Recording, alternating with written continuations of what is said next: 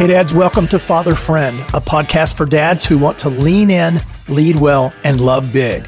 I'm Dr. Mike Ayers. Today we're talking about overcoming parenting blunders, what to do when you lose it, as in when you lose your anger.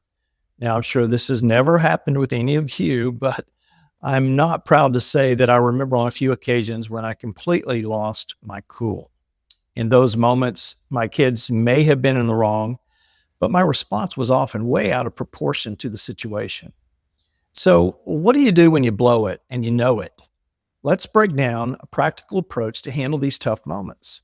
Here are some lessons that I learned in my blunders. First and foremost, you need to take a step back and calm down. It's easy to let emotions take the wheel, especially when you feel your buttons are being pushed. Take a deep breath, count to 5, or step outside for a moment. Remember, your emotional state influences how you interact with your kids, and it also models for them how to respond to frustration.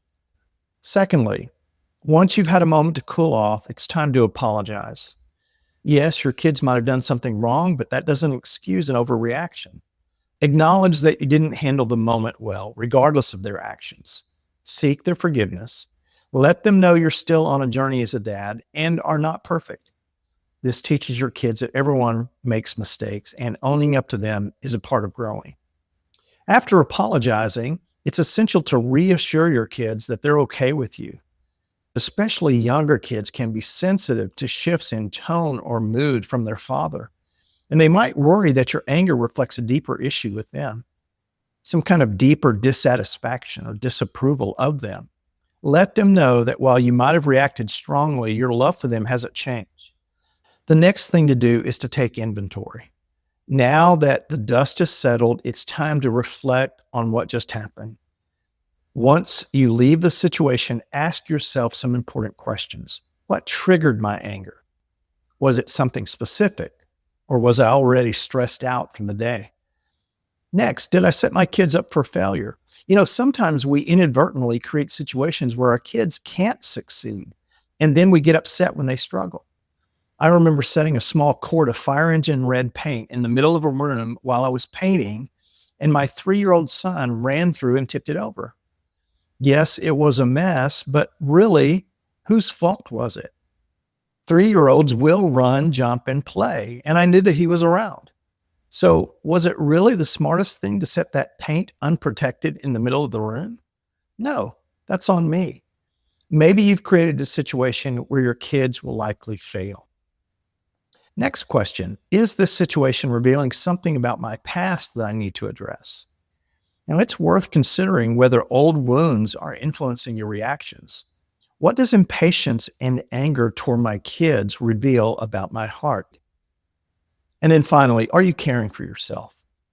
Are you running only on fumes and have little emotional bandwidth and patience to practice grace with your children?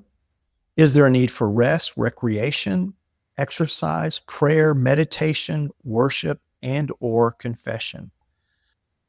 Now, I want you to know that preparation is the key. Think about what you'll do the next time you feel that familiar frustration bubbling up. How will you respond?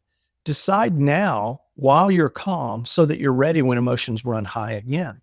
It might be helpful to visualize a calmer version of yourself handling a similar situation. It's the difference between being reactive and falling prey as a victim to the situation or proactively responding to it. Finally, think about involving your spouse in the strategy to remain patient. Consider implementing, for example, the tap in, tap out strategy. Make a plan where if your partner notices you becoming emotional, they can gently step in, maybe tapping you on the shoulder. This cue lets you know that it's time to step back, allowing your partner to take over the conversation. This approach can be incredibly effective as long as both of you are aligned on what constitutes inappropriate behavior from the kids. So the next time you find yourself losing your cool, take a deep breath, apologize, reassure your kids, reflect on what happened, and create a plan for next time. And don't hesitate to lean on your wife for support. If you found this podcast helpful or have a takeaway you'd like to share, please email me. I'd love to hear from you. Thanks for listening today. I'm Dr. Mike Ayers. If you enjoyed this podcast, please share it with other dads. I'd love to hear from you. Email me at mikea@fatherfriend.net with comments, questions, and your biggest takeaways. For more tools, resources, and real talk on fatherhood, visit fatherfriend.net or follow on social media @ThinkingDads. See you next time.